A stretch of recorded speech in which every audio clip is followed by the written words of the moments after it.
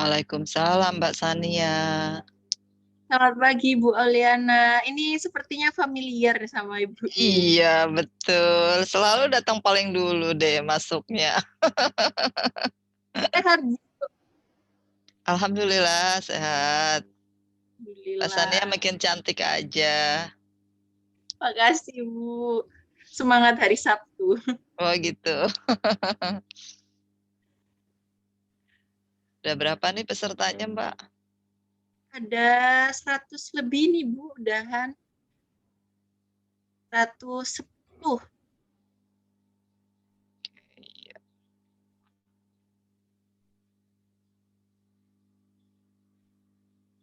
Oke, karena acaranya sudah mau menunjukkan pukul 9, saya buka dulu aja kali ya. Assalamualaikum warahmatullahi wabarakatuh.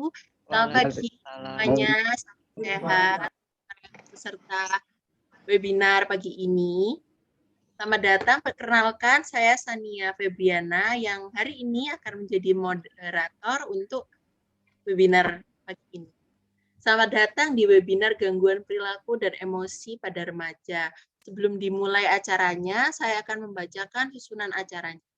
Yang pertama ada pembukaan Brilliant Psikologi oleh Bu Retno Ayu Kusumaningrum, MPSI Psikolog.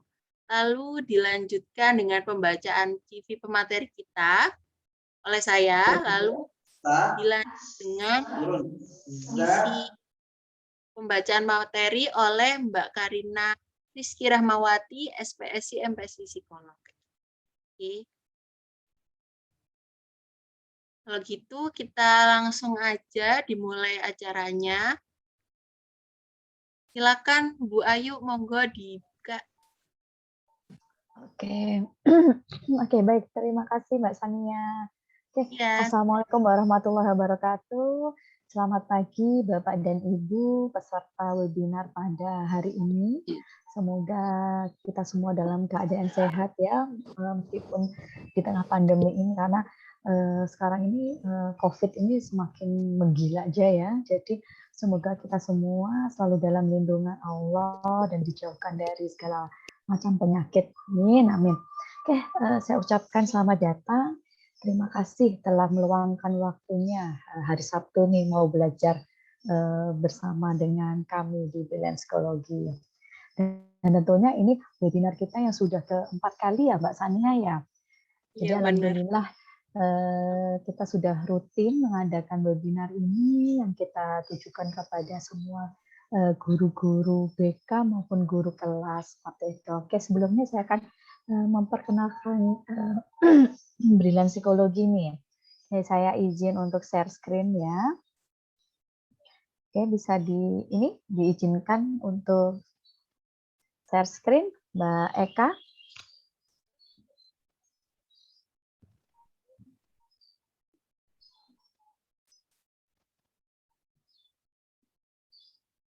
Oke. Nah, di sini kita adalah Biro Brilliant Psikologi, yang mana kita sudah berdiri di tahun 2012 sampai dengan sekarang, dan alhamdulillah kita sudah ada di 5 kota di Indonesia. Kita ada di Surabaya untuk head office-nya, kemudian kita ada di Jember, Jombang, Banyuwangi, Malang, dan Balikpapan. Oke, kemudian kita ada banyak layanan nih. Layanan yang kita punya, kita ada webinar, kemudian kita ada training. Nah, training ini bisa untuk industri, bisa untuk sekolah, dan lain sebagainya. Kemudian kita ada psikotes. Nah, psikotes ini kita ada 2 layanan, yaitu online dan offline. Jadi di masa pandemi ini kita semua sudah beralih ke online. Jadi untuk meminimalisir kita tatap muka, kemudian kita ada asesmen, dan kemudian kita ada psikotes bakat minat. Oke. Kemudian untuk saat ini kita memang menggunakan psikotes online ya, karena untuk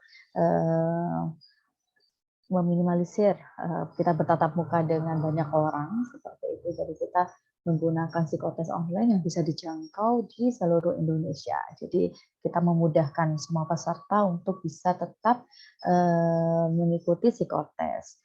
Nah, kemudian kita ada agenda. Nah, agenda webinar kita nih selama 1 tahun ke depan. Jadi untuk yang sekarang ini kita ada di gangguan perilaku dan emosi pada remaja.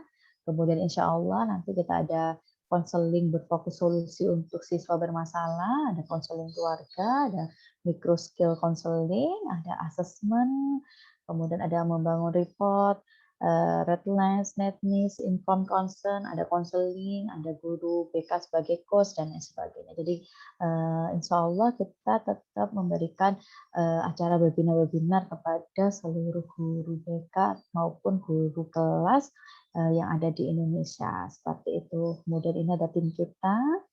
Nah, ini memang kita ada beberapa associate untuk psikolog-psikolog juga. Nah, kemudian ada beberapa klien sekolah yang sudah menggunakan jasa kita. Jadi, tapi mohon maaf kalau belum semuanya kita cantumkan di sini. Nah, kemudian dan nggak lupa nih kita tetap masih punya voucher layanan psikologi yang kita berikan kepada seluruh sekolah ataupun guru yang menggunakan jasa kita. Nah, kemudian yang terakhir untuk kontak personnya bisa menghubungi kita di 081 233 098 645 atau di 0822 3062 6147. Jadi barangkali Bapak dan Ibu guru membutuhkan layanan atau konsultasi dan sebagainya bisa menghubungi kami di sini. Seperti itu. Ya mungkin itu perkenalan singkat dari saya untuk Brilliant Psikologi. Jadi mungkin dari Bapak dan Ibu juga sudah mengenal kita karena kita sudah keempat kalinya nih mengadakan webinar. Semoga kedepannya bisa terus mengikuti acara kita seperti itu. Oke, itu sudah cukup Mbak Sania perkenalannya. Jadi bisa dilanjutkan ke acara berikutnya. Oke, terima kasih Bu Ayu.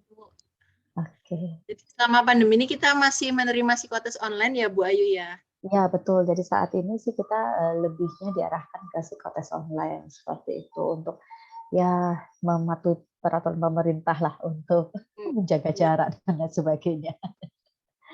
Oke. Terima kasih Bu Ayu. Ya sama-sama. Oh ya, ini untuk para peserta yang belum join ataupun yang mau melihat webinar pagi ini bisa langsung, oh ya Mas udah selesai, bisa langsung cek YouTube-nya Brilliant Psikologi atau Facebook-nya Brilliant Psikologi karena kita live di situ juga. Ya Bu Ayu ya. Ya, untuk yang ini kita nanti ada rekamannya juga. Jadi nanti rekamannya kita share juga ke semua peserta. Oke. Terima kasih Bu Ayu. Oke, Ya, kita lanjut ke pembacaan materi. Saya izin untuk share screen. Pembacaan CV materi maksud saya.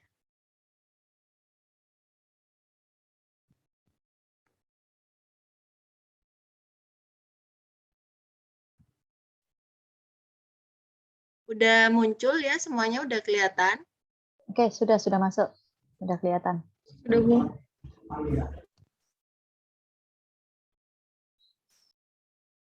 Karina Rizky Rahmawati, SPSI MPSI Psikolog, domisili tinggalnya sekarang di Ponorogo, Jawa Timur.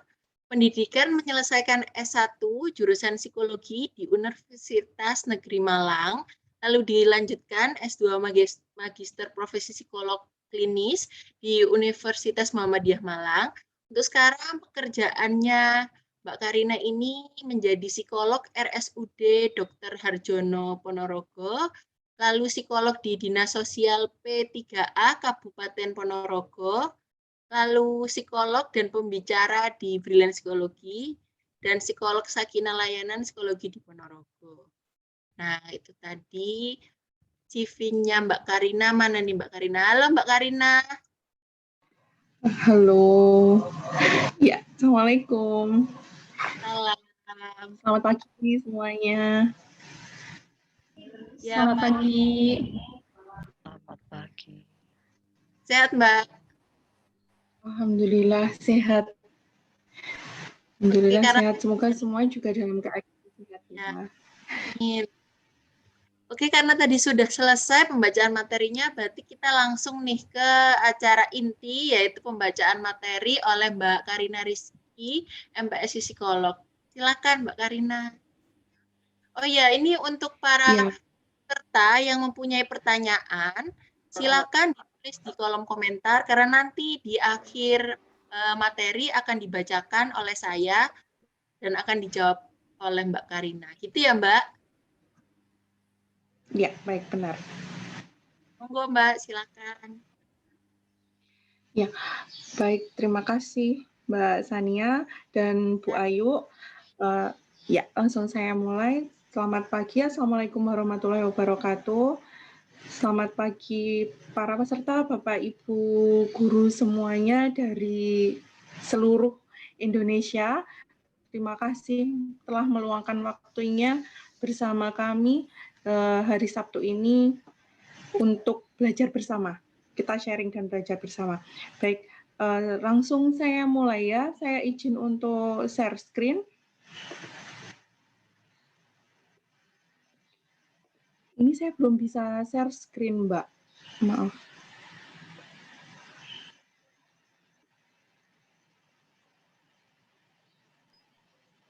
Oke.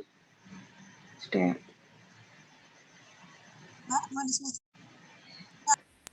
Ini sudah bisa, Mbak Ya. Karin. Ya, oke. Bener deh, malah Sudah terlihat ya? caranya. Oke, Lihat, sudah, lihat. sudah. Tolong sebentar, Mbak. Mbak, tolong sebentar nih suaranya. Ini hilang.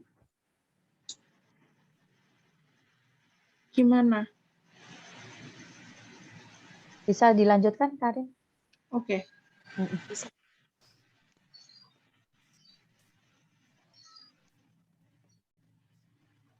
Bentar.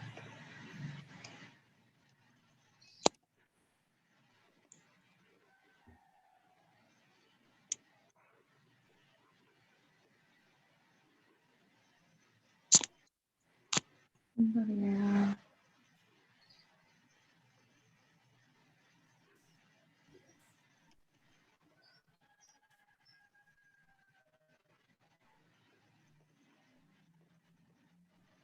Oke, baik.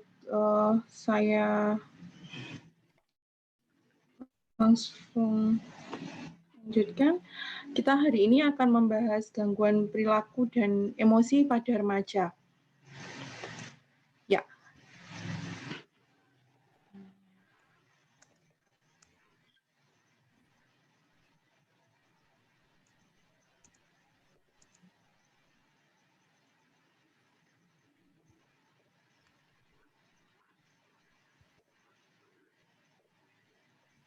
Gangguan perilaku sendiri adalah suatu kondisi ketika sering terjadinya perilaku menyimpang dan di luar batas sehingga berpotensi untuk merugikan dirinya sendiri dan orang lain di sekitarnya.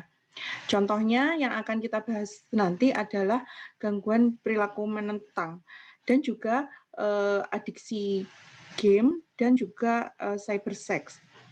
Kemudian gangguan emosi. Gangguan emosi adalah perubahan suasana hati dan perasaan yang umumnya muncul pada masa remaja. Misalnya seperti depresi atau kecemasan yang terjadi pada remaja yang kemudian mereka memiliki sifat mudah marah. Yang akan kita bahas hari ini nanti adalah gangguan persaingan antar saudara kandung atau biasa yang kita dengar juga atau kita sebut dengan sibling rivalry.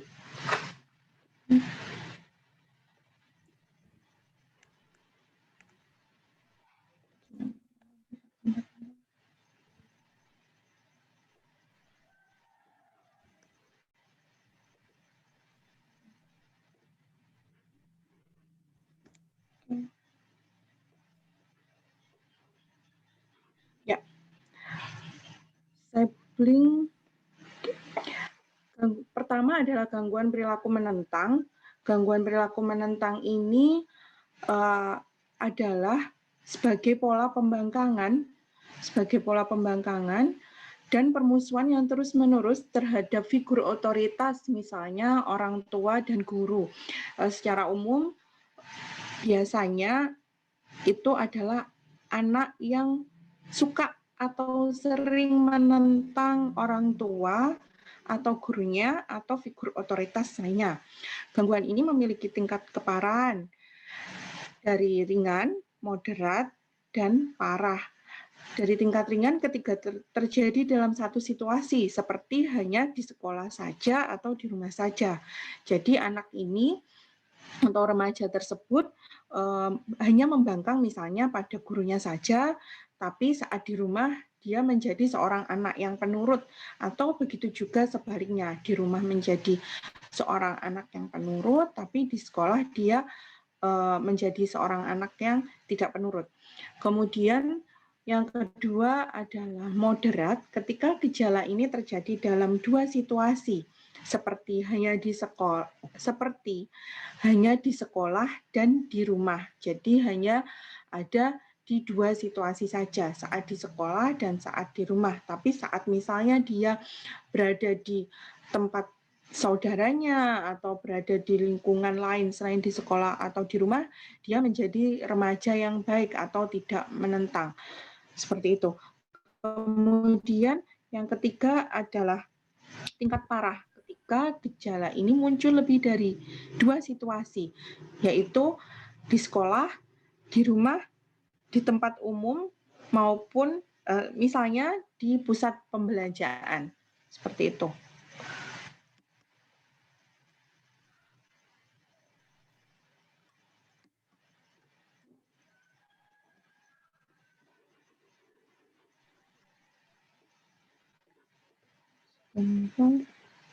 Oke.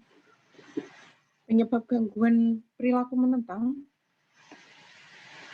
penyebabnya antara lain secara biologis, ada secara psikologis, juga secara sosial.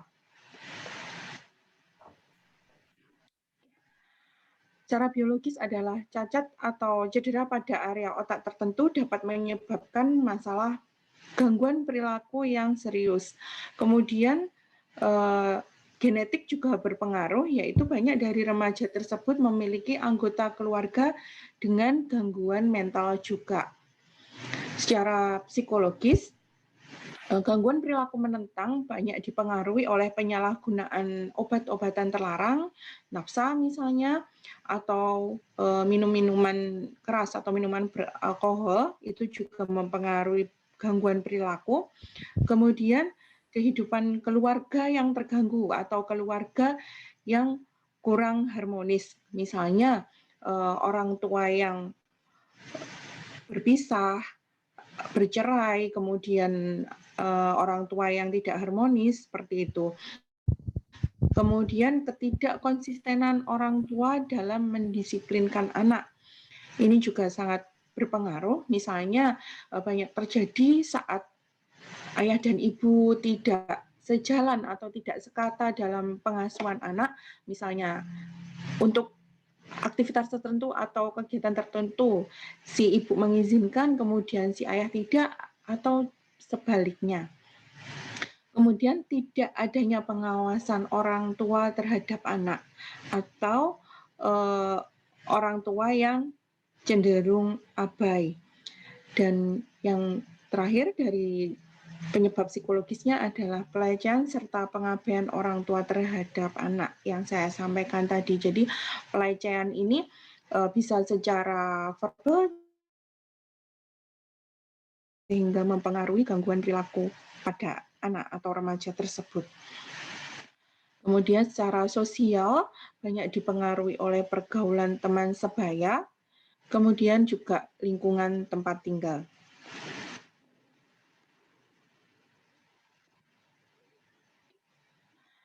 Kriteria gangguan dari perilaku menentang atau gangguan perilaku menentang ini seperti apa sih ciri-cirinya atau gejalanya? Gejalanya adalah sebagai berikut, Bapak Ibu, yaitu menunjukkan pola kemarahan. Saat remaja tersebut menunjukkan pola kemarahan, perilaku membangkang atau menentang, kemudian menunjukkan perasaan dendam yang berlangsung setidaknya dalam 6 bulan terakhir, dan menunjukkan gejala lain, minimal 4 dari gejala yang ada di bawah ini, yaitu sering kehilangan kendali, sering marah dan kesal, kemudian sering berdebat dengan figur otoritas atau orang dewasa. Yang saya sampaikan di awal tadi, sering berdebat misalnya dengan orang tua atau dengan guru. Kemudian sering memberontak atau menolak untuk taat, jadi sering melanggar aturan misalnya, terus sering membangkang seperti itu. Kemudian sering dengan sengaja membuat orang lain merasa kesal. Kemudian anak yang merasa atau remaja yang merasa penuh dendam dan atau merasa benci atau penuh kebencian. Bagaimana sih cara mengatasi gangguan perilaku menentang, atau apa saja yang bisa kita lakukan pada anak atau remaja yang memiliki ciri-ciri dalam memberi contoh perilaku yang baik pada anak, terutama ini bagi orang tua ya, karena orang tua adalah figur utama, role model utama. Jadi anak-anak pasti atau remaja ini pasti menirukan perilaku orang tuanya. Kemudian yang kedua, menghindari hal-hal yang bisa memicu perdebatan dengan anak.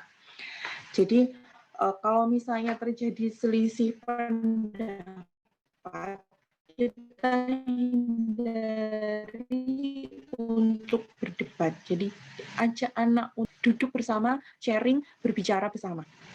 Kemudian yang ketiga adalah memuji perilaku positif anak. Ini merupakan reward pada anak saat anak atau remaja tersebut berhasil melakukan sesuatu yang baik meskipun itu terlihat sepele. Misalnya anak bisa bangun lebih awal daripada biasanya, anak mandiri melakukan, bisa merapikan kamarnya misalnya, kemudian dia belajar tepat waktu misalnya, seperti itu. Kita berikan pujian atas perilaku positifnya. Jangan hanya saat dia salah kita marah, tapi saat dia benar kita enggak memuji, seperti itu. Kemudian memberi hukuman yang wajar pada anak. Sebisa mungkin hindari hukuman secara fisik. Kalau dulu mungkin zaman saya, mungkin ya Bapak Ibu, zaman kita itu wajar misalnya dicubit atau dipukul pakai tongkat kayu gitu maksudnya, atau dipukul itu wajar, tapi untuk anak-anak zaman sekarang ini itu mungkin bukanlah hal yang tepat. Jadi kita memberi hukuman yang wajar sewajarnya saja pada anak. Kemudian meluangkan waktu secara konsisten untuk bersama anak atau remaja tersebut. Jadi setiap hari kita luangkan waktu untuk itu tadi, berbicara, saling sharing, mendengarkan apa yang anak atau remaja kita keluhkan, cerita apa yang ingin dia sampaikan, kemudian aktivitas apa yang dia lakukan seharian ini, seperti itu. Jadi sebisa mungkin meluangkan waktu secara konsisten bersama anak, meskipun itu hanya sedikit, misalnya dalam 30 atau 60 menit dalam sehari itu. Gitu. Kemudian membangun kerjasama dengan anggota keluarga lain dan juga atau guru saat di sekolah. Jadi membangun kerjasama ini adalah yang saya sampaikan di awal tadi. Jadi lebih ke membuat kata sepakat bahwa kalau misalnya anak ini seperti ini, berarti kita harus sama-sama memperlakukannya seperti ini. Jadi ada kekonsistenan pada gimana cara memperlakukan anak atau remaja tersebut. Gitu. Kemudian, jika merasa kesulitan dalam mendidik atau mengarahkan, segera konsultasikan ke profesional, bisa ke psikolog atau ke psikiater. Jadi, berikan terapi yang tepat atau cara yang tepat untuk anak-anak dengan atau remaja dengan gangguan perilaku menentang ini. Ya, langsung saya lanjutkan untuk yang kedua, yaitu masalah relasi saudara kandung atau sibling rivalry. Masalah relasi saudara kandung ini sangat ingin saya bahas, saat ingin kami bahas, karena ini sepertinya bukan sesuatu yang penting ya, tapi akhir-akhir ini saya di ruang praktek itu sering mendapatkan masalah atau sering ada orang yang datang, maksud saya, dengan masalah seperti ini, persaingan antara saudara kandung atau masalah relasi saudara kandung. Masalah ini merupakan bentuk interaksi antar saudara kandung yang berhubungan dengan hambatan yang mengganggu fungsi pribadi atau keluarga pada satu atau beberapa saudara kandung. Nah, ini menjadi perhatian sebab merupakan kunci perkembangan yang berpengaruh pada kesehatan mental dan kesejahteraan psikologis individu. Karena anak-anak pada umumnya tumbuh bersama dan menghabiskan waktu lebih banyak dengan saudara kandung. Penyebabnya apa sih? Penyebabnya antara lain ada satu dari sisi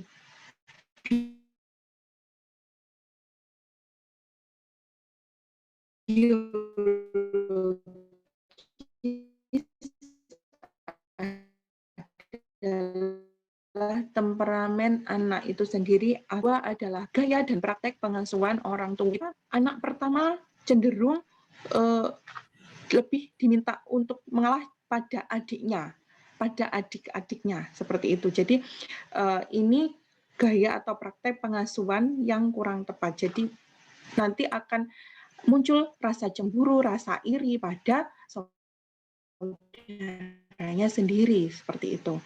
Kemudian adanya stres dan perasaan tertekan yang dialami oleh anak atau remaja tersebut. Yang ketiga adalah sosial, yaitu kondisi lingkungan sekitar. Dan yang selanjutnya adalah posisi dalam keluarga atau urutan kelahiran.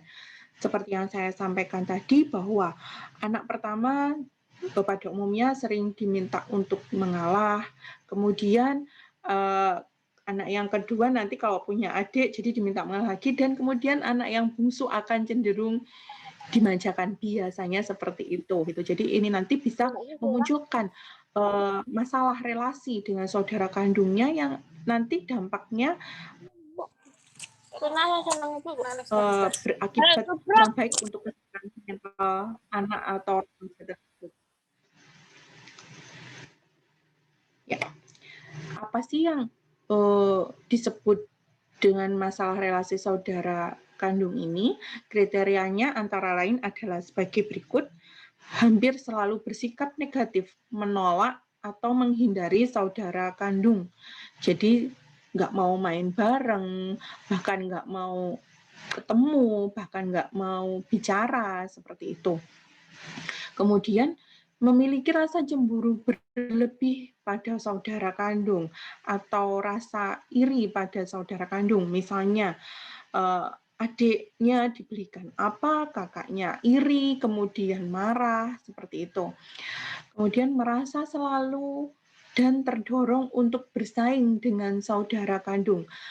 Nah, ini bersaingnya baik secara fisik ataupun prestasi juga. Jadi misalnya adik bisa ini, aku harus bisa ini. Oh, kakak bisa ini, aku harus juga bisa ini. Jadi selalu merasa terdorong untuk bersaing, dan bersaingnya ini cenderung bersaing yang tidak sehat, maksudnya satu anak ini, misalnya si kakak ini akan terus berusaha pada itu tidak sesuai dengan kemampuannya. Kemudian sering berdebat dan bertengkar dengan saudara kandung. Sering berdebat, biasanya mereka akan sering bertengkar. Kemudian tidak patuh dengan orang tua ya dalam hal ini. Jadi misalnya orang tua menasehati sudah melerai seperti itu, tapi si anak atau si remaja ini akan tetap cenderung tidak patuh dan tetap menunjukkan sikap permusuhan sampai apa yang diinginkan itu bisa tercapai. Kemudian tidak berkaitan, hal tersebut tidak berkaitan dengan gangguan depresi dan atau penyalahgunaan obat. Jadi masalah relasi saudara kandung ini tidak berkaitan dengan gangguan depresi. Jadi bukan kok anak mengalami depresi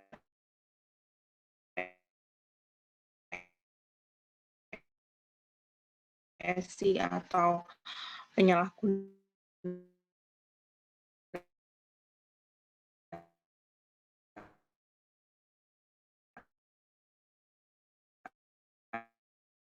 obat sehingga memunculkan sikap permusuhan, itu tidak. Jadi penggunaan obat memperbaiki anak dan juga antara saudara kandung. Anak-anak, terutama anak yang beranjak remaja, di mana mereka sudah mulai bagaimana kita Suaranya itu yang putus-putus.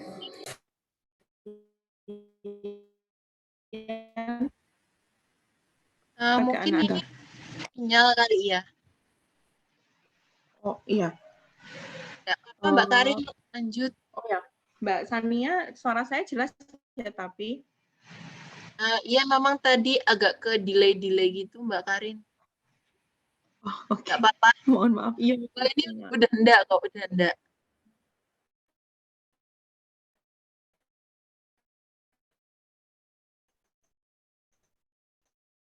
Halo Mbak Karin. Ya, baik. Ya, hubungan antara orang masih putus-putus Mbak Karin. Apa Sania yang share screen ya? ini masih putus-putus sekarang. Kalau ini udah enggak. Oke, saya lanjutkan ya, coba ya. Ya, oke. Silakan Mbak. Oke. Ya, baik, terima kasih. Mengajarkan pada anak cara mengatasi konflik dengan baik. Jadi sebagai orang tua atau sebagai pendidik dan guru, kita juga penting mengajarkan pada anak cara mengatasi konflik dengan baik, utamanya konflik-konflik yang biasanya timbul atau terjadi di dalam rumah. Seperti itu. Kemudian mengajarkan dan memberikan keharmonisan antara kakak dan adik. Jadi misalnya bersaing pun juga bersaing secara sehat, secara baik, bahwa kakak dan adik ini boleh bersaing tapi tetap dengan cara yang sehat atau dengan cara yang benar, memberikan keharmonisan bahwa antara kakak dan adik itu harus saling support, saling membantu, saling memahami, saling mengerti, dan bukan malah saling bermusuhan. Kemudian yang selanjutnya, menjadi pendengar yang baik dan tetap tenang. Saat anak-anak beranjak remaja seperti itu, kita sangat harus menjadi pendengar yang baik untuk anak-anak kita, terutama yang beranjak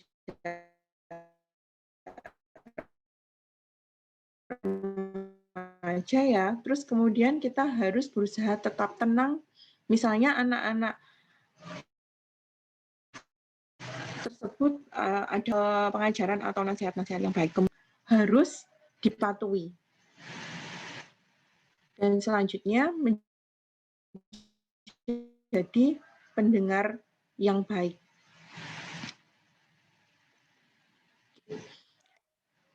Yang untuk sibling tadi sudah saya lanjutkan ke adiksi game. Nah, adiksi game ini akhir-akhir ini semakin marak ya, karena sekolah juga daring, anak-anak lebih punya banyak waktu di rumah seperti itu, dan mau nggak mau juga anak-anak ini juga dibelikan atau diberikan gadget sendiri, baik itu HP ataupun laptop dan juga internet yang tak terbatas biasanya. Nah, adiksi game ini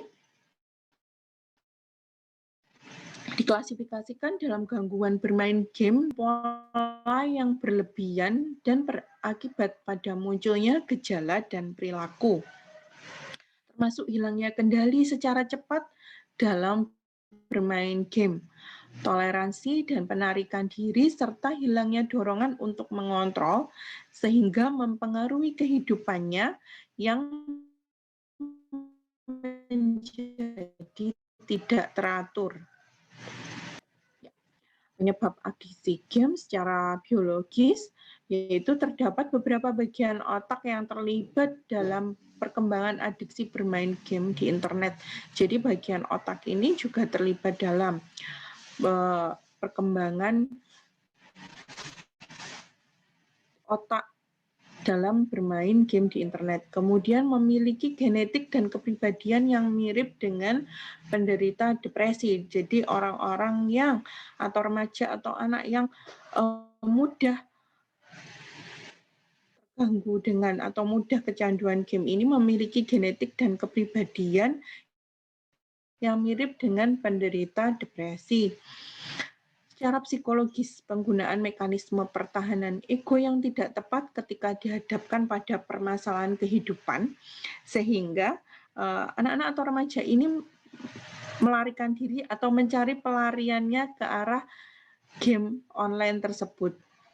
Seperti itu. Kemudian psikologis yang kedua, penyebab psikologis yang kedua adalah perilaku adiksi yang muncul dan mengacu pada keterlibatan perilaku kompulsif dalam pencarian hadiah. Jadi misalnya game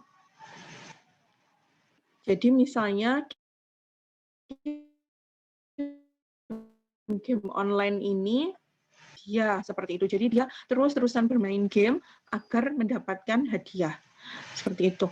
Kemudian yang ketiga, secara sosial, penyebab adiksi game secara sosial adalah kegagalan dalam membangun relasi interpersonal dan keterampilan komunikasi dalam situasi tatap muka. Jadi biasanya anak-anak atau remaja yang mengalami kegagalan dalam mengembangkan relasi secara interpersonal dan keterampilan komunikasi, maka akan lebih nyaman dengan bermain game atau mencari pelarian atau pelampiasan ke game tadi. Dan juga bersaing itu tadi untuk mendapatkan reward, mendapatkan hadiah di game. Jadi dia gagal membangun relasi secara tatap muka, kemudian pelarian atau pelampiasannya di game online itu tadi. Kemudian yang selanjutnya adalah dukungan sosial yang terbatas sehingga menimbulkan perasaan yang kesepian. Misalnya, dia sering di rumah sendiri, orang tua yang sibuk bekerja, kemudian tidak ada teman sebaya yang ada di lingkungan sekitarnya, itu dia akan lebih asik di depan internet, kemudian mencari kesenangan. Nah, ini salah satunya adalah bermain game online. Jadi saat dia merasa kesepian dan merasa terabaikan, kemudian dia mencari pelampiasan ke game online ini.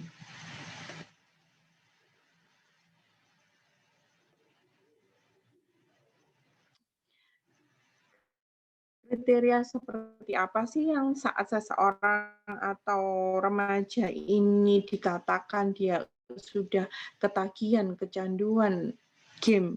Penggunaan internet yang terus-menerus dan berulang untuk bermain game, seringkali bersama dengan pemain lain yang menyebabkan nantinya akan muncul gangguan klinis, utamanya gangguan psikologis atau gangguan mental. Nah, biasanya kalau di lingkungan sekitar saya ya Bapak Ibu, jadi ada tempat WiFi gratis. Di sana nih, entah anak-anak dari kecil sampai remaja itu berkumpul dan semua pegangan HP bermain bersama di tempat WiFi tersebut. Dari pagi sampai sore kadang mereka masih berada di situ. Nah, ini mereka sudah dikatakan adiksi game. Yang kedua, sibuk bermain game di internet yang dimana itu mendominasi kegiatan sehari-hari. Jadi meskipun misalnya dia sekolah di pagi hari, kemudian siangnya dia langsung lari ke tempat WiFi gratis misalnya, sampai tidak kena waktu, sampai misalnya sholat pun harus diingatkan, makan pun harus diingatkan, harus diletakkan makanannya di depannya. Nah,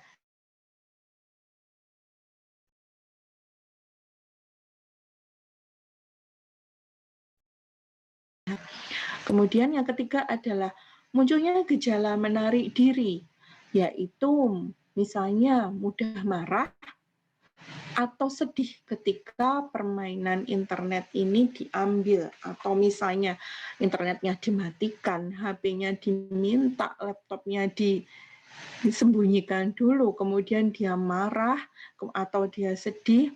Nah, ini sudah merupakan adiksi juga. Kemudian yang keempat, tetap melanjutkan bermain game meskipun telah mengetahui masalah psikososial yang terjadi di sekitarnya. Misalnya, kalau misalnya bermain game ini ada bahaya atau ada orang yang ini di depannya atau di sebelahnya terjatuh, atau dia minta tolong, ada orang tuanya minta tolong seperti itu, atau ada siapa yang minta tolong, dia tidak peduli dan tetap melanjutkan bermain game. Atau ada bahaya yang mengancam dia, terus dia tetap bermain game, seperti itu. Yang selanjutnya adalah membahayakan atau membuat kehilangan hal penting, seperti relasi, pendidikan, dan juga pekerjaan. Saking asiknya bermain game online di internet, banyak anak-anak, utamanya remaja ini, sampai putus sekolah, tidak mempunyai teman, hanya di rumah saja, di kamar saja, asik bermain game, tidak mempedulikan hal-hal lain di sekitarnya. Jadi ini merupakan sesuatu yang sangat riskan atau sesuatu yang sangat membahayakan. Nah, selanjutnya ada beberapa cara yang bisa dilakukan untuk mengatasi adiksi game ini. Yang pertama adalah melakukan pendekatan dan membuat komitmen dengan anak atau remaja tersebut yang sudah kecanduan atau adiksi pada game. Kemudian membuat jadwal bermain game dengan ketat. Jadi misalnya boleh bermain game, kalau misalnya ini sudah terjadi adiksi ya, jadi boleh bermain game misalnya satu hari yang biasanya dia seharian dari pagi sampai sore atau pagi sampai siang, boleh main game misalnya 1 jam di satu hari tersebut, 1 sampai 2. Nanti lama-lama dikurangi. Jadi membuat jadwal bersama, kemudian berkomitmen pada jadwal tersebut. Yang selanjutnya adalah kita bisa mengeksplor bakat dan hobi anak atau remaja tersebut di dunia nyata. Apa sih sebenarnya bakatnya? Apa sih sebenarnya minatnya? Apa sih sebenarnya hobinya? Karena akhir-akhir ini kalau misalnya banyak sekali anak-anak kalau ditanya, aku ingin jadi YouTuber gitu, aku ingin jadi gamer gitu. Jadi boleh, tapi kita tetap mencari bakatnya yang ada di dunia nyata, seperti itu. Tidak hanya di dunia maya saja. Jadi kita bareng-bareng cari bakat, minat, dan hobinya. Kemudian yang keempat, melakukan rutinitas di rumah bersama keluarga. Jadi biasakan melakukan rutinitas-rutinitas sederhana di dalam rumah. Misalnya makan bersama, kalau misalnya nggak sempat pagi, berarti nggak sempat kemudian membereskan bersama setelah makan itu, kemudian quality time, ngobrol, saling sharing. Nah, kemudian lagi misalnya berkebun bersama, seperti itu. Jadi ajak anak melakukan rutinitas di rumah bersama, seperti itu. Yang selanjutnya adalah tidak menaruh smartphone atau perangkat bermain game lainnya di dalam kamar. Karena anak-anak akan cenderung lebih nyaman dan asyik. Jadi banyak misalnya taruh laptop di dalam kamar, kemudian dia akan seharian di dalam kamar, kemudian mengunci pintu seperti itu. Jadi sebisa mungkin menaruh perangkatnya ini ada di luar kamar. Kalau misalnya bermain HP pun ada di luar kamar. Jadi kita sebagai orang tua juga bisa memantau, ini dia udah berapa lama sih bermain HP-nya, bermain smartphone-nya, seperti itu Bapak Ibu. Nah, yang selanjutnya ini masih ada hubungannya dengan kecanduan internet tadi, tapi ini lebih spesifik lagi, yaitu kecanduan cybersex atau adiksi internet yang melibatkan aktivitas seksual secara online.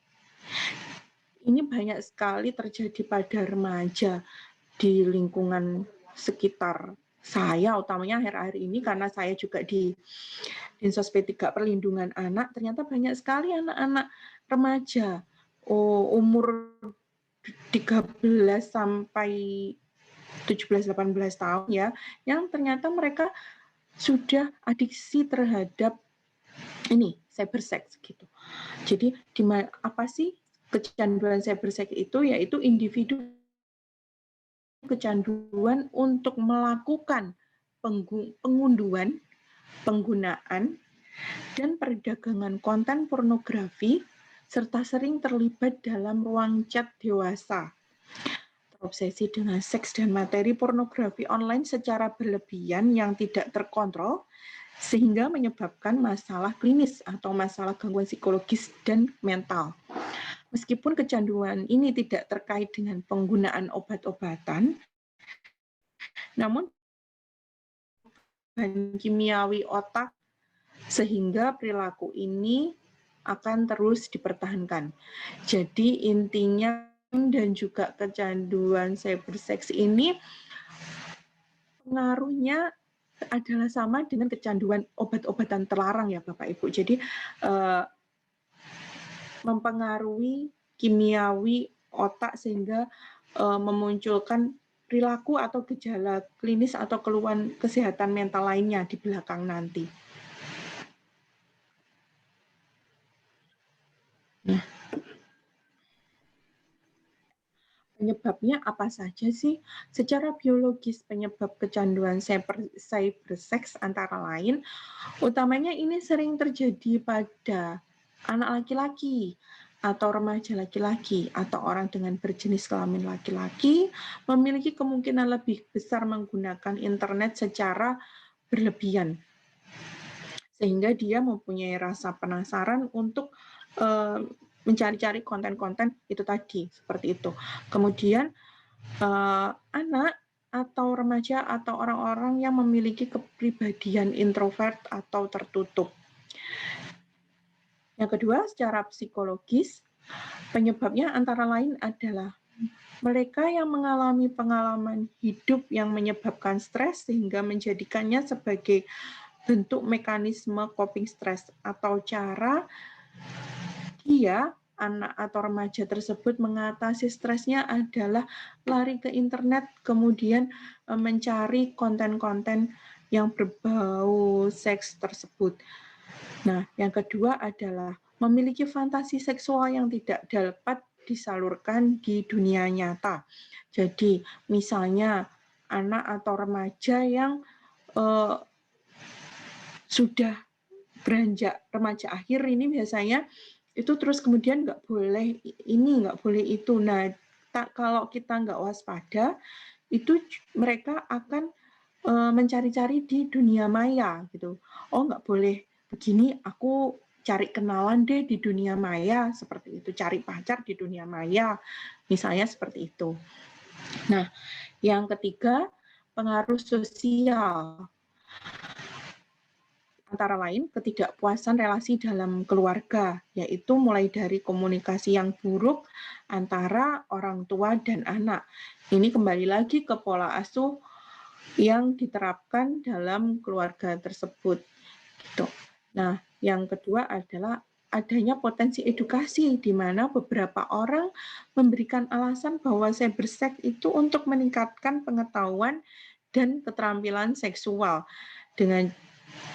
Nah, ini pernah juga ada kasus ya, kayaknya ada salah satu seleb yang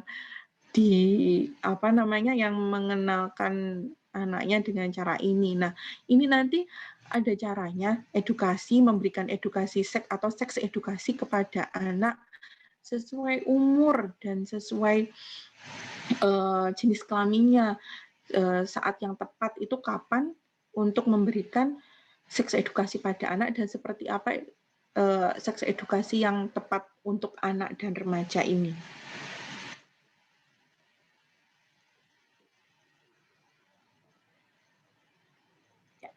Kriterianya apa saja sih saat seorang anak atau remaja itu disebut kecanduan cyberseks? Yaitu yang pertama adalah durasi melakukan aktivitas cyberseks lebih lama daripada yang direncanakan sebelumnya. Jadi biasanya remaja itu atau anak tersebut iseng-iseng dia lihat ini. Terus habis itu aku iseng-iseng dia lihat sebentar aja. Habis itu nanti kok ternyata ini ya, lihat lagi. Oh, ternyata ini ya, lihat lagi. Nah, itu durasinya semakin panjang berarti dia sudah masuk dalam kriteria kecanduan cyberseks ini. Kemudian yang kedua adalah lebih memilih melakukan aktivitas cyberseks walaupun seharusnya dia harus bekerja, harus belajar, atau melakukan tugas sehari-hari. Yang ketiga adalah menghabiskan waktu untuk melakukan aktivitas cyberseks seperti yang adiksi game tadi. Jadi waktu utamanya sehari-hari itu adalah untuk melihat HP atau perangkat lain atau laptop, kemudian melakukan aktivitas cyberseks tersebut, entah mengunduh video, entah melihat video, atau entah chatting dengan pasangan online-nya, seperti itu. Kemudian yang keempat adalah kehilangan aktivitas sosial, belajar, dan sekolah, dan hal-hal lain yang penting karena aktivitas cyberseks tersebut. Jadi sudah nggak mau misalnya sulit untuk belajar, nggak mau mengikuti aktivitas sekolah atau aktivitas lain yang penting atau kegiatan-kegiatan sederhana yang lain saat di rumah, dan dia lebih asik melakukan aktivitas cyberseks tersebut.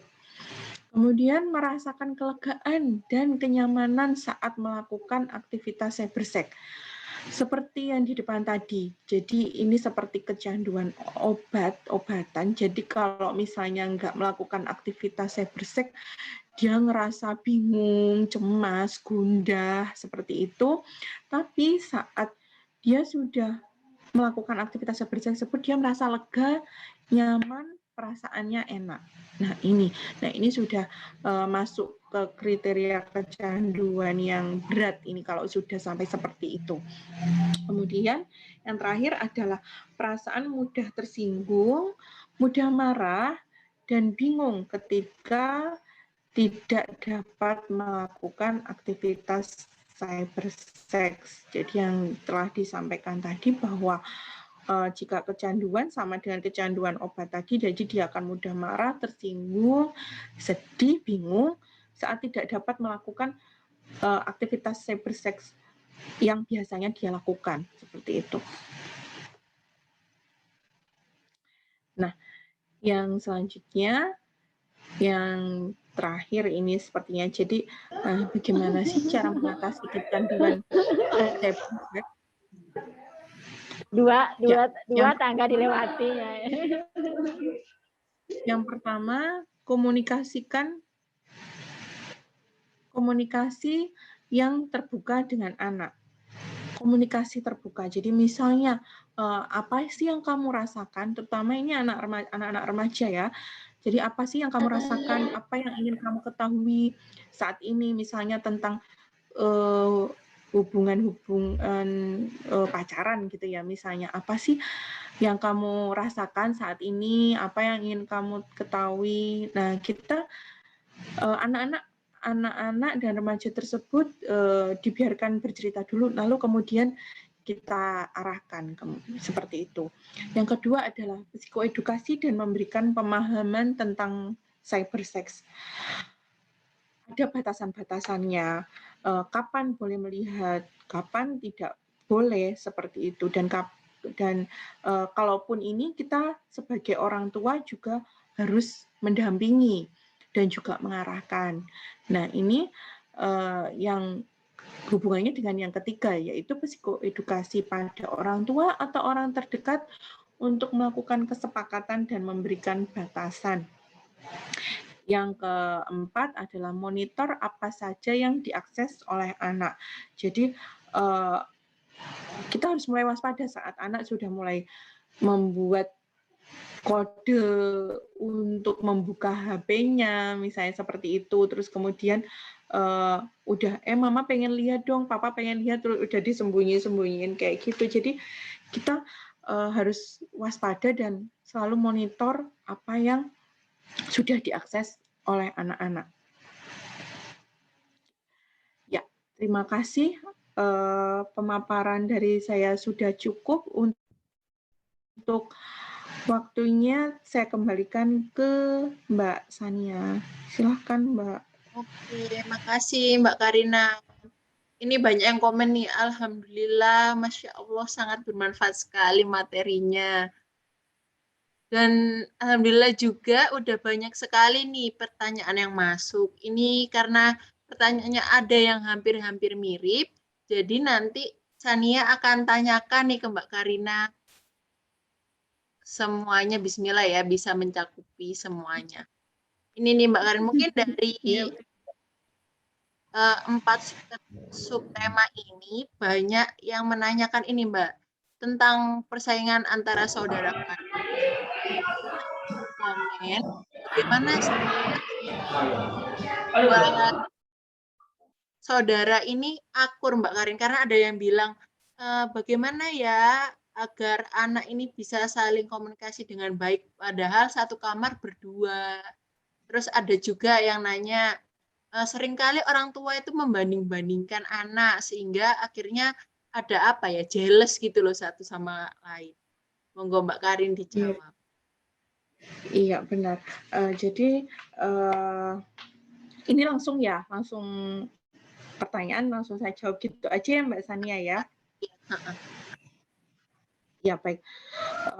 Jadi ya itu tadi biasanya kenapa mereka tidak akur.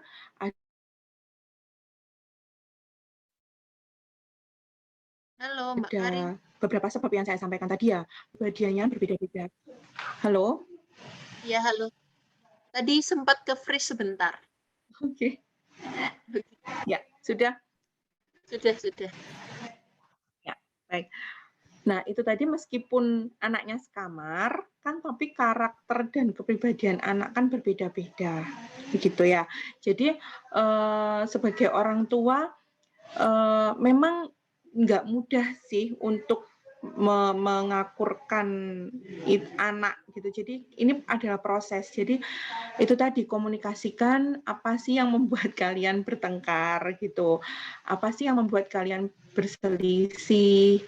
Kalau kita sebagai orang tua sudah merasa memperlakukan anak secara adil, tidak membanding-bandingkan. Sebenarnya tidak hanya materi ya yang membuat anak iri. Misalnya kok adik dibelikan HP baru nih, kok aku enggak. Tapi juga berupa perhatian dan kasih sayang, dan juga kata-kata yang terkadang tanpa sadar itu terlontar. Misalnya, kamu tuh belajar gitu loh, kakakmu dari tadi belajar, kamu ini aja gitu. Kakakmu bisa dapet juara nih, kamu tuh juaranya, kamu tuh nggak bisa juara apa. Nah, itu kan anak-anak akan cenderung menjadi semakin insecure, terus maksudnya semakin minder, oh si kakak bisa, kok kakak terus sih. Nah, jadinya itu menimbulkan sesuatu yang iri. Anak ini akan menjadi, selain iri juga tertekan secara mental juga bisa. Mungkin ini saya ada sharing kasus ya yang baru aja kemarin saya tangani gitu. Jadi anak ini, remaja ini datang dengan keluhan awalnya gangguan makan gitu. Terus asesmen, saya lakukan asesmen, konsultasi, pemeriksaan, itu ternyata kenapa gangguan makan ini muncul itu karena itu tadi, dia iri dengan adiknya yang punya tubuh langsing, adiknya kurus gitu, maksudnya adiknya kurus, dia gemuk gitu. Nah, orang tuanya dan orang-orang lain di sekitarnya itu sering bilang, kok kamu gemuk sih gitu, kok kamu ini sih gitu. Padahal remaja ini punya nafsu makan yang banyak, terus kemudian juga dari segi postur tubuh kan anak juga beda-beda ya, meskipun dari orang tua yang sama, kan postur tubuh juga beda-beda ya gitu. Nah, anak ini jadi iri dengan adiknya yang tubuhnya bagus, terus sering dibilang cantik, ini terus yang dia enggak, terus kemudian dia akhirnya berdampak pada gangguan makan. Jadi dia tetap makan, setelah itu dia berusaha memuntahkan makanannya dengan segala cara. Minum obat lah, mulutnya dimasukin jari sampai dia muntah, seperti itu. Jadi terus dia mudah nangis, ngerasa depresi karena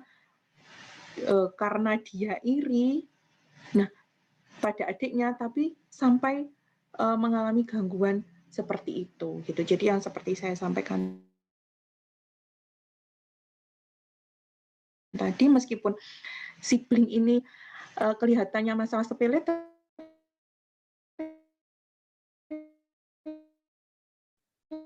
ternyata bisa memunculkan gangguan di belakang gitu, Mbak Sania. Anak-anak jangan sampai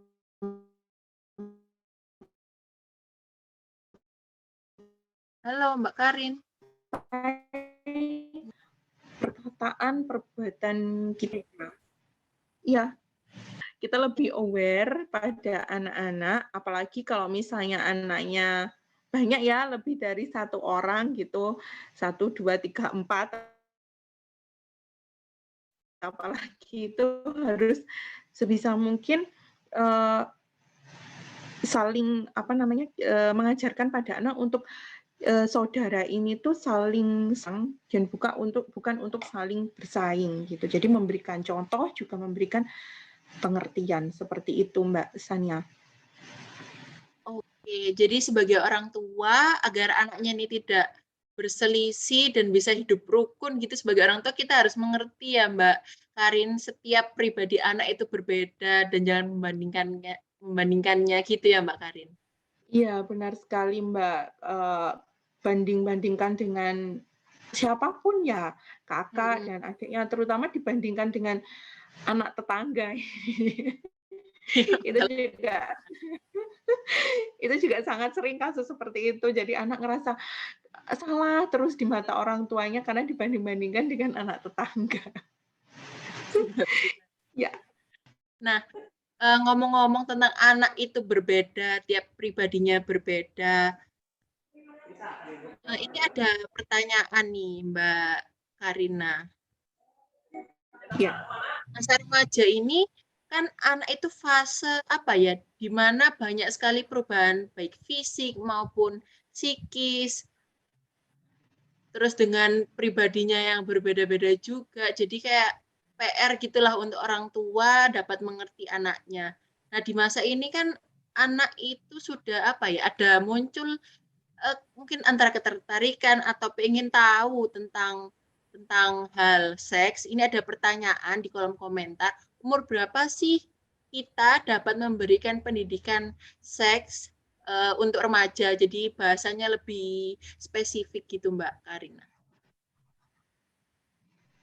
Oh, oke. Ya, saya coba jawab ya. Jadi, kapan usia yang tepat untuk memberikan pendidikan Halo, Mbak Karin. seks pada remaja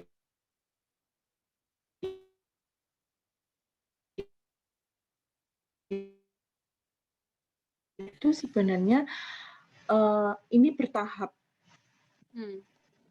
Sania? Sudah? Ya, halo. Ya, jadi pendidikan seks. Ya, halo. Ya, halo. Dengar Udah? Mbak? Ya, udah. Oke. Putus-putus suaranya nggak jelas. Oke, minta maaf karena mungkin karena internet ya, karena jaringan ya. Jadi ini sebenarnya bertahap. Jadi jangan langsung misalnya ini nggak tahu terus tiba-tiba jebret gitu. Jadi sebaiknya bertahap. Kita kan tahu ya kapan sih anak, misalnya kalau anak perempuan kapan mulai haid. Terus yang kedua kapan anak laki-laki mimpi basah ya, misalnya seperti itu. Nah, itu kita sudah mulai mewanti-wanti, sudah mulai memasukkan sedikit-sedikit tentang seks edukasi ya, sesuai dengan tahap perkembangannya mereka. Kalau misalnya anak perempuan misalnya sudah haid, nanti kamu nggak boleh ini, yang boleh ini. Kalau kamu ingin penasaran sama sesuatu, kamu tanya mama. Kalau misalnya anak laki-laki, ada papanya, ada ayahnya, tanya ayahnya, seperti itu.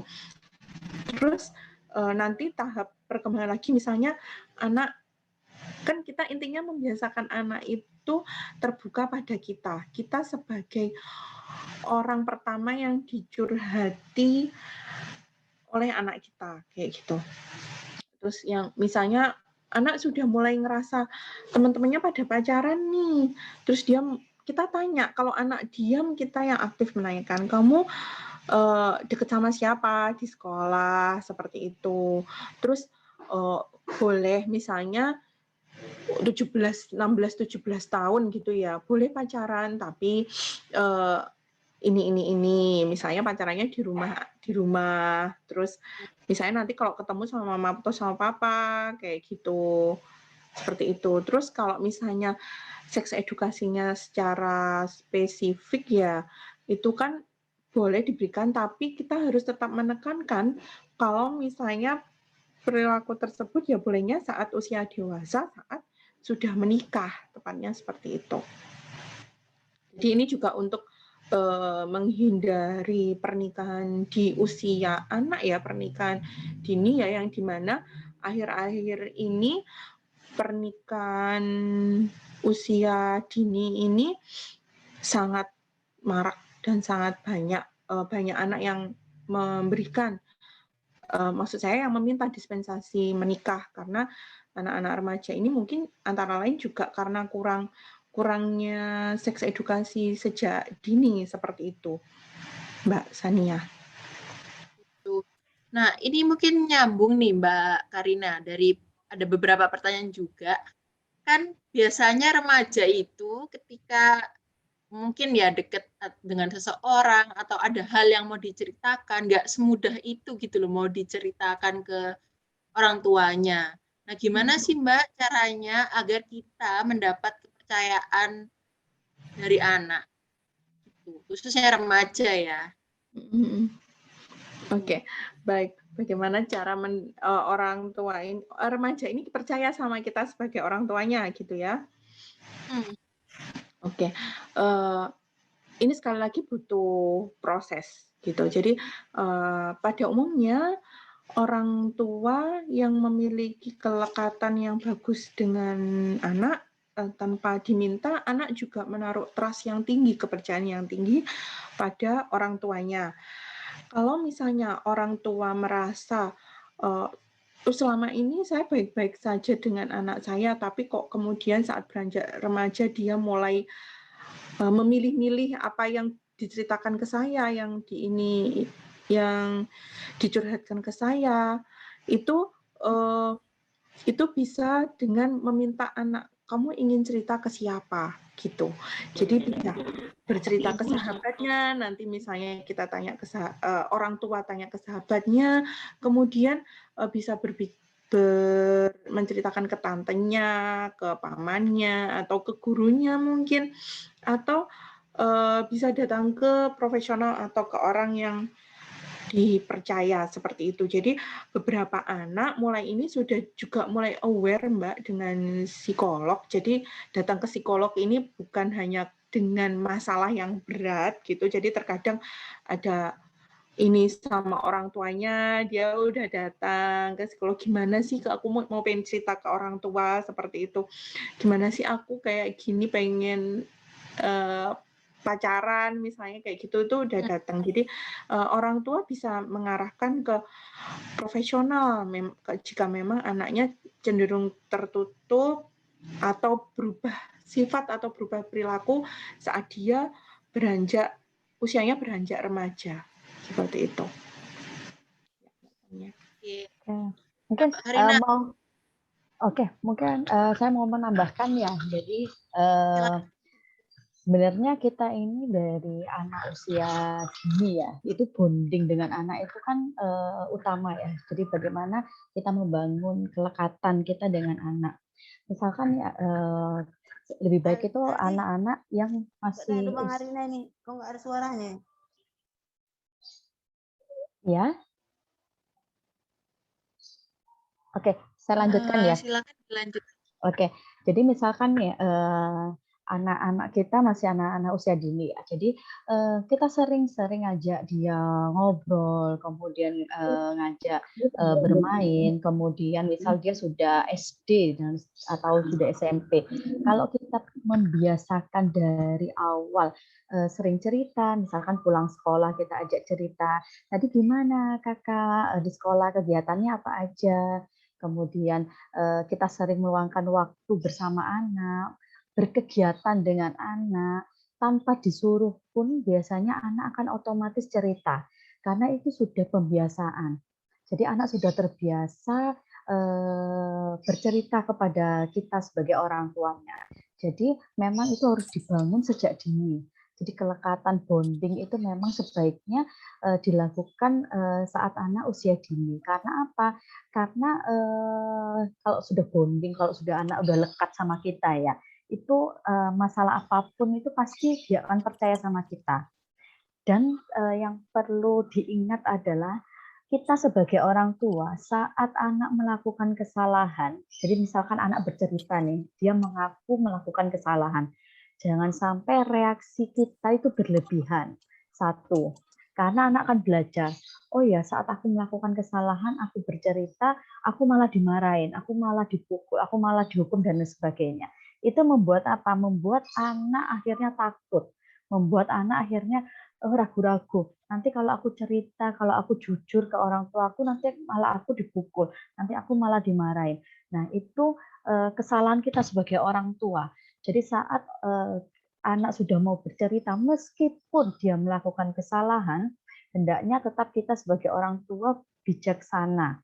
Dalam hal ini apa? Oke, permasalahannya apa? Kesalahan apa yang sudah dia lakukan? Kemudian kita ajak ngobrol, ajak komunikasi. Nah, komunikasi ini jelas dua arah, bukan kita semena-mena orang tua kita menjudge dia, kamu yang memang nakal kok, nggak pernah dikasih tahu apa, nggak pernah mau nurut kata orang tua dan sebagainya. Nah, itu hilangkan kata-kata itu. Tapi kita fokus ke solusi. Nah, bagaimana sih ke depannya? Bagaimana sih ini sebaiknya dilakukan supaya apa? Anak belajar. Oke, oh ternyata ini salah, ini nggak boleh dilakukan. Oh, kalau sudah terjadi, yang harus dilakukan untuk memperbaiki apa? Seperti itu. Bukan malah menyalah-nyalahkan anak. Bukan malah menjudge anak ini bodoh dan lain sebagainya. Nah itu kadang orang tua tuh nggak sadar. Karena apa? Karena orang tua sudah emosi, dia melakukan kesalahan, akhirnya kita sebagai orang tua marah-marah tanpa tanpa kita mengetahui alasan atau penyebab kenapa sih anak kita bisa melakukan kesalahan. Nah, itu tuh sangat penting ya, Mbak Sania. Karena kadang orang tua itu mungkin sudah capek dan sebagainya. Saat anak bercerita apalagi tentang kesalahannya, pasti jelas kadang kita langsung otomatis itu marah-marah. Padahal itu bikin anak akhirnya takut mau ngobrol sama kita. Nah, itu akhirnya membentuk benteng ya, membentuk pagar di antara kita dan anak. Nah, kadang itu orang tua tuh nggak sadar seperti itu. Padahal sebelumnya sudah baik nih komunikasi dan sebagainya. Tapi gara-gara satu hal atau gara-gara anak membuat masalah, akhirnya kita membentuk benteng itu sendiri seperti itu. Jadi ya setidaknya saat anak sudah mau bercerita terbuka dan sebagainya, apapun yang dilakukan itu kita sebaiknya bijaksana dulu nih, mendengarkan dulu, jangan menjudge seperti itu. Mungkin itu tambahan nih dari saya. Terima kasih, Bu Ayu. Oke, bisa dilanjutkan ke pertanyaan berikutnya, Mbak Sania. Oke. Nah, ini ada pertanyaan nih. Bagaimana jika orang tua itu kolot tidak up to date gitu, Mbak Karin. Kan di masa kita sama anak kita pasti kan berbeda. Nah, pasti ada kesenjangan umur. Apakah anak harusnya mengerti orang tua, apa orang tua yang harus ngerti anak kita gitu? Gimana, Mbak Karin? Silakan. Oke, baik. Yang harusnya awalnya adalah orang tua yang memahami anaknya gitu. Jadi kan sebenarnya begini, anak ini kan sebenarnya nggak dari sifat karakter itu kan juga nggak jauh-jauh dari orang tua ya gitu. Jadi pastinya orang tua dulu yang memahami anaknya seperti kurang lebih apa yang disampaikan oleh Bu Ayu tadi gitu. Jadi saat kok anakku begini ya gitu kan, jadinya orang tua yang kalau dari awal, dari kecil bondingnya udah baik, meskipun nggak up to date gitu. Jadi dia akan mengetahui anaknya ini kenapa gitu. Nah, kalau sekarang meskipun nggak up to date itu tadi ya kan banyak sekali informasi-informasi di internet di sekitar kita. Bagaimana sih menghadapi anak-anak zaman sekarang, anak-anak yang hidup di zaman milenial ini, memahami perilakunya, memahami emosinya seperti itu. Jadi utamanya adalah itu tadi ya, mendengar, memahami anak dan mendengar, saling bercerita, saling sharing gitu. Nanti akhirnya anak sendiri juga akan akan memahami sendirinya, memahami orang tua dengan sendirinya tanpa harus diminta. Kalau misalnya orang tua sampai ada kata-kata kamu tuh harus mendengarkan apa kata mama misalnya, harus mendengarkan apa kata papa misalnya. Terus tapi orang tua nggak mau dengerin anaknya. Nah, itu kan juga bukan sesuatu yang baik atau sesuatu yang kurang tepat sebenarnya. Jadi lebih sering mendengarkan seperti itu. Jadi saling terbuka, tadi yang saya sampaikan, saling terbuka untuk komunikasi, saling mendengarkan, benar-benar bijak, berbicara dengan tenang seperti itu gitu. Jadi bukannya kok harusnya siapa yang memahami, enggak. Jadi nantinya akan muncul saling memahami, anak juga memahami orang tua juga memahami anak. Bukan lebih memahami sih, kalau anak itu kan menghormati ya, lebih menghormati orang tua dan menghargai orang tua, seperti itu. Dari saya seperti itu. Ya. Jadi dari anak ke orang tua menghormati, orang tua ke anak juga bisa mengerti gitu ya, Mbak Karina.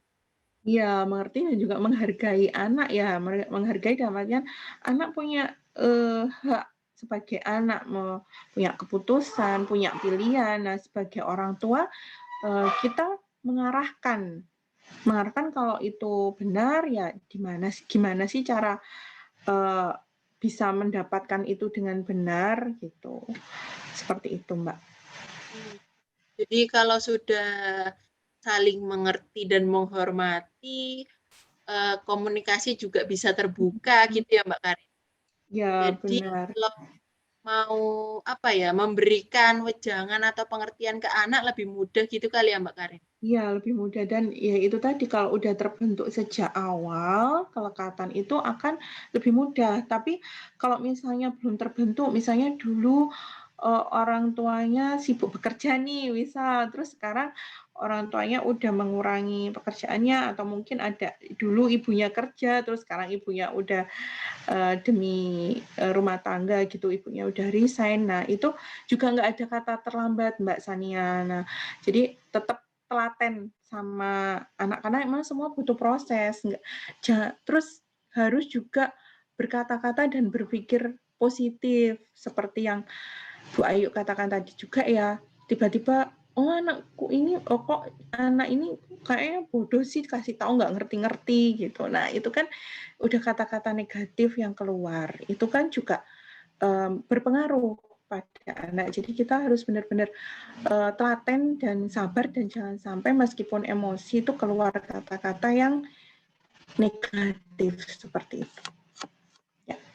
Oke, makasih Mbak. Nah, ini nyambung nih sama pertanyaan selanjutnya Mbak Karin. Ya. Mungkin saat anak memiliki komunikasi yang terbuka dengan kedua orang tuanya juga bisa mengerti anaknya. Tapi bagaimana kondisinya jika anak ini broken home? Tadi ada di kolom komentar, atau salah satu orang tuanya ini ada di luar kota, sehingga mungkin ibunya lebih berperan kepada anak. Atau bahkan remaja ini keluarganya broken home, jadi tidak terangkul oleh kedua orang tuanya. Itu Mbak Karin. Oke, baik. Saya coba menjawab. Ini beda ya kalau misalnya broken home dan juga orang tua yang nggak serumah gitu. Maksudnya misalnya dia diasuh oleh nenek, bapaknya di mana, ibunya di mana, misalnya kayak gitu ya. Banyak ya yang seperti itu. Terus juga misalnya dia sama ibunya tadi ya, dia sama ibunya terus bapaknya nggak kerja di luar kota gitu, jauh. Terus sama broken home ini beda ya. Nah, kalau misalnya itu tadi anak misalnya diasuh oleh nenek, bapak ibunya di luar kota nih. Nah, ini bisa tetap memberikan perhatian. Apalagi zaman sekarang ya, Mbak, ada HP, ada internet gitu. Jadi tetap bisa memberikan perhatian lewat itu tadi. Tetap misalnya menelpon, menghubungi anak seenggaknya pagi dan malam misalnya. Itu tadi kata Bu Ayu, kamu hari ini apa yang kamu lakukan? Misalnya kayak yang saya sampaikan tadi juga, hari ini apa yang kamu lakukan? Gimana di sekolah? Gimana belajarmu? Gimana aktivitasmu hari ini? Misalnya seperti itu. Terus kemudian kita memberikan support juga pada yang mengasuh, misalnya diasuh oleh nenek. Yuk nenek ini kita support, misalnya manggilnya siapa nih? Uti gitu ya, Ti yang sabar ya, misalnya titip ini, Ti ini gimana, jadi kita sharing gitu, maksudnya kita support yang mengasuh anak kita kayak gitu. Terus kalau misalnya anak ini dengan ibu, bapaknya di luar kota, nah ini bapaknya juga bisa banget buat support, kan tetap telepon, terus si bapak juga menguatkan ibu, menguatkan dalam hal mentalnya itu biar mengasuh anak-anak itu juga tetap happy, tetap baik kayak gitu.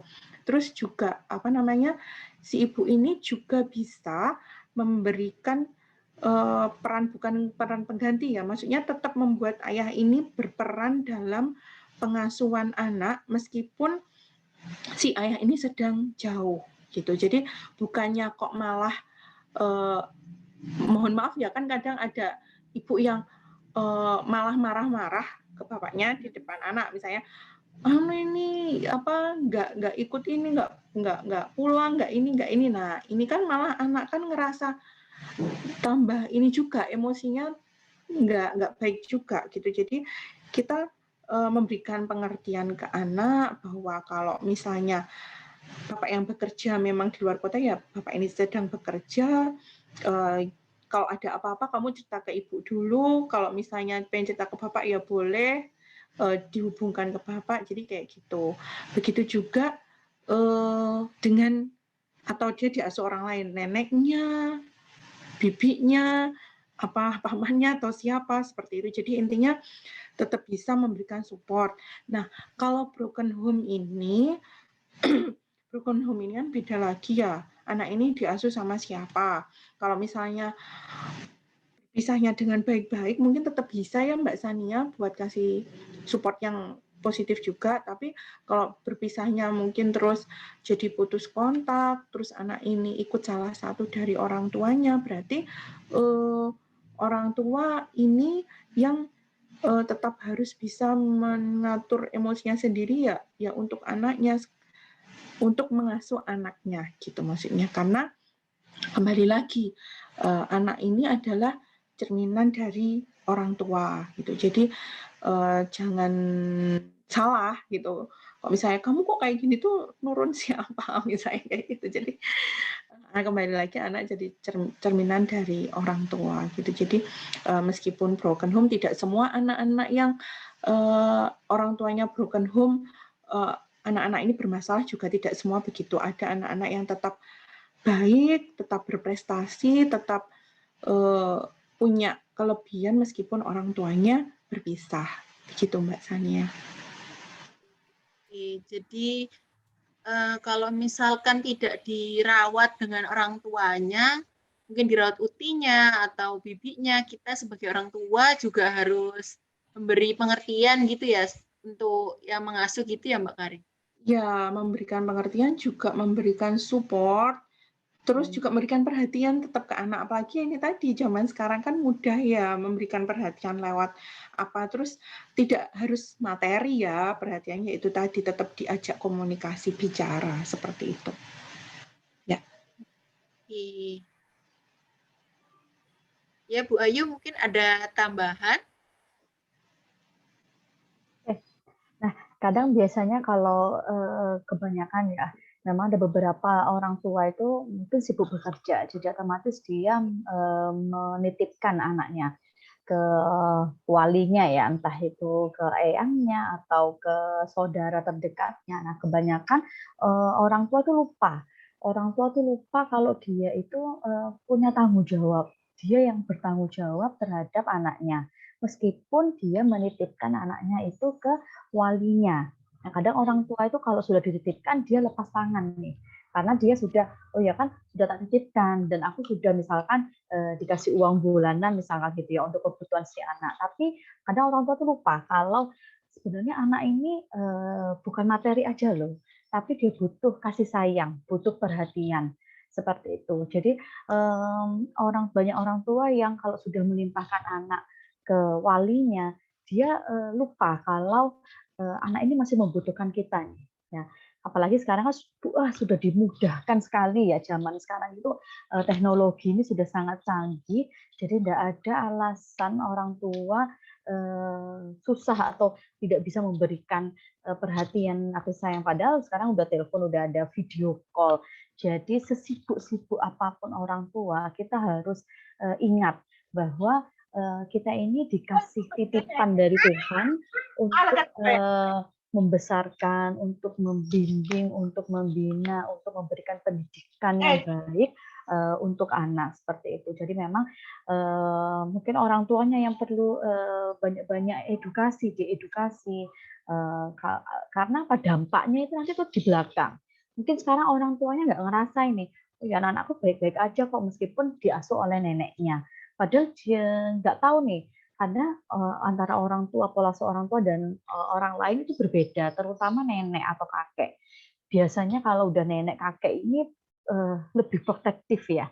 Dia lebih membiarkan dalam artian, "Lah nggak apa-apa nanti dia nangis nanti ini." Padahal kalau kita sebagai orang tua kan sebenarnya kan tahu kan lebih tegas. Oh ya ini harus ada batasannya, boleh main HP, dia boleh main waktunya belajar. Tapi biasanya kalau sudah sama orang lain itu lebih pembiaran. Nah, di sini nanti dia akan lebih milih ke neneknya karena dia merasa dilindungi nih. Kalau sama orang tuanya dia lebih sering dimarahin, lebih sering dilarang, tapi dia sama neneknya lebih dimanja dan sebagainya. Nah, jangan sampai peran orang tua diambil alih oleh orang lain. Padahal orang tua yang harus punya power ya, yang punya tanggung jawab lebih nih seperti itu untuk membesarkan anak, dia akan bertanggung jawab masa depan anak dan sebagainya. Jadi memang antara orang tua dan anak harus ada komunikasi yang baik, harus tetap menjalin kedekatan atau kelekatan itu tadi. Itu utama, yang paling utama adalah komunikasi. Seperti itu Mbak Sania. Jadi siapapun yang mengasuh ya tetap orang tua harus berperan, utamanya ya orang tua, seperti itu. Ya mungkin itu tambahan dari saya. Terima kasih Bu Ayu. Oke. Nah, karena waktu sudah menunjukkan 10.29, mungkin satu pertanyaan terakhir kali ya. Nih, Mbak Karin, ada pertanyaan. Dari Ibu Uliana, SMKN 49 Jakarta. Halo Bu, semoga sehat selalu. Ini pertanyaannya gini, bagaimana memberitahukan status kepada anak yang statusnya ini anak angkat, bagaimana memberitahukan status si anak ini, Mbak, anak ini itu anak angkat dan usianya sudah remaja, kondisinya orang tuanya ini, orang tua kandungnya sudah meninggal, tapi masih banyak saudara atau keluarga kandungnya. Nah, bagaimana nih memberitahukan si anak ini kalau keluarga yang sekarang yang merawat dia ini sudah mengangkatnya? Oke, baik. Coba saya jawab ya. Jadi begini, kalau misalnya ini udah remaja, berarti ini diadopsi ya, diangkat ini sudah diadopsi ya, posisinya bukan orang tua asuh. Posisinya seperti apa gitu. Jadi kan ada dua, ada orang tua asuh dan orang tua adopsi. Ini beda lagi. Nah, kalau memang misalnya ingin diberitahukan, ya diberitahukan secara pelan-pelan, enggak apa-apa. Mungkin kan pastikan dari awal sudah ada data kelahirannya itu tadi ya, yang mungkin diberitahukan dengan pelan-pelan, diajak keluarga yang lain yang masih ada itu tadi, begitu. Dan kemudian maksud pemberitahuannya ini untuk apa? Kalau misalnya sudah diadopsi, kan nanti juga sudah berarti hak wali semua ada tetap di orang tua yang sekarang. Tapi kalau orang tua asuh, nah ini sebaiknya kalau memang ingin tetap dijadikan anaknya, ya berarti diubah status menjadi anaknya, jadi anak adopsi begitu. Nah, mungkin juga diberi pengertian juga, bisa diberi pengertian juga bahwa meskipun Ananda ini, anak ini adalah anak angkat, tapi tidak merubah kasih sayang, perhatian dari ibu dan bapaknya yang sekarang, begitu.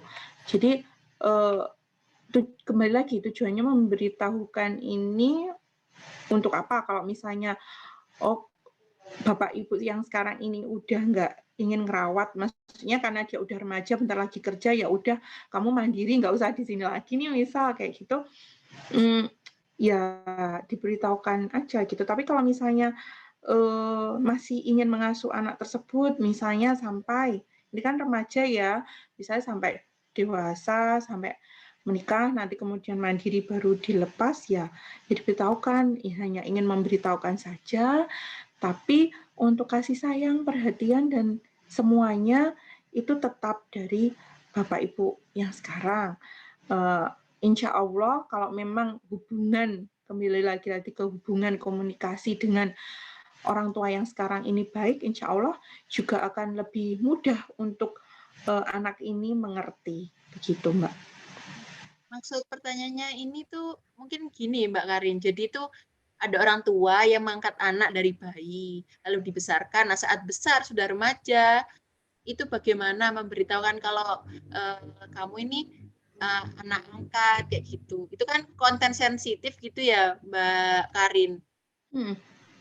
Iya. Agak susah memberitahukannya anak. Kalau menurut saya itu tadi nggak apa-apa, maksudnya diberitahukan, tetap diberitahukan pelan-pelan ya. Kalau memang dia sudah dari bayi ya mungkin kan nanti kan memang kalau semakin dewasa kan misalnya dia ini butuh wali atau semacamnya seperti itu gitu. Jadi dipersiapkan dulu semuanya, keluarganya. Kan tadi keluarganya katanya masih ada ya. Nah, keluargamu itu ini kalau kami keluarga angkat gitu. Dari saya seperti itu. Maksudnya kemarin juga ada seperti itu, terus ya sudah diberitahukan, alhamdulillah anaknya bisa menerima karena si orang tua yang diangkat sekarang ini tetap mau menerimanya gitu. Maksudnya tinggal bersama, membiayai semua kebutuhannya, kasih sayangnya juga tetap gitu. Seperti itu, Mbak. Iya. Terima kasih Mbak Karin. Sama-sama. Menarik sekali ya webinar kita pagi ini dengan bahasan yang kompleks sekali tentang remaja. Kalau Sania boleh simpulkan nih, hubungan yang baik antara orang tua dengan anak, terus menciptakan komunikasi yang terbuka sehingga anak bisa terbuka ke kita, menceritakan semua keluh kesahnya, sampai ke hal-hal kecil yang mungkin anak merasa tidak nyaman atau konten eksplisit gitulah, orang tua itu bisa tahu dengan mudah gitu ya Mbak Karin. Dengan gitu. Iya, benar Mbak. Bisa lebih merangkul anaknya, memberi pengertian, jika tidak bisa ke ahli profesional, ke psikolog atau ke psikiater gitu ya Mbak Karin, Bu Ayu. Ya, betul. Iya. Kalau gitu, jika sudah tidak ada tambahan, terima kasih semuanya sudah datang di webinar Gangguan Perilaku dan Emosi pada Remaja dengan pemateri kita. Terima kasih Mbak Karina Rizky Rahmawati, MPSI Psikolog. Terima kasih kembali Mbak Sania, terima kasih Bu Ayu, terima kasih semua peserta. Ya, ini mau mengingatkan kembali ini untuk seluruh peserta, jangan lupa untuk mengisi daftar hadir karena nanti akan dibuatkan sertifikat, nanti akan di-share di grup. Nah, untuk para peserta yang mungkin mau melihat kembali tayangan ini, bisa langsung buka YouTube Brilliant Psikologi ya, Bu Ayu? Enggak, yang hari ini nih nanti kita share. Karena ini tadi karena hari ini tadi nggak live di YouTube, jadi nanti rekamannya nanti kita sharekan ke grup yang sudah ada ya. Oke, iya. Terima kasih Bu Ayu. Oke, terima kasih semuanya sudah hadir di webinar ini. Sampai ketemu di webinar selanjutnya dengan yang menarik. Oke, terima kasih Bapak dan Ibu. Jangan lupa nanti ikut webinar kita berikutnya. Ibu mohon bertanya sebentar. Oh ya, ya Bu. Ya boleh minta link grup WhatsApp-nya Bu, karena saya belum tergabung lagi. Oh, oke. Oke, baik, nanti bisa ini kan ya. Nanti bisa chat dulu ya Bu. Nanti bisa chat dulu di 081 2330. Mungkin bisa di share di chat. Oke.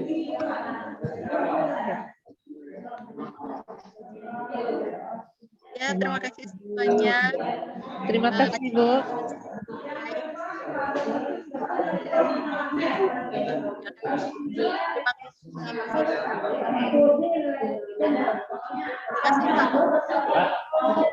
Mohon pamit ya Mbak. Ya, Bu, terima kasih banyak. Terima kasih.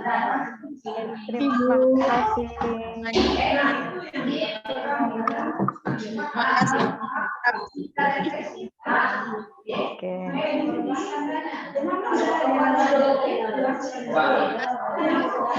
Oke, terima kasih banyak. Oke, langsung live ya.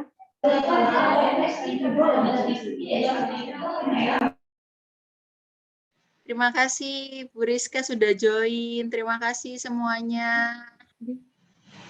Salam sehat selalu. Terima kasih atas materinya. Ya, sama-sama. Sampai bertemu di webinar selanjutnya. Terima kasih. Terima kasih banyak atas ilmu dan Ya, terima kasih Bu Cainia. Semoga bermanfaat. Ya, mohon izin grup live ya, Mbak.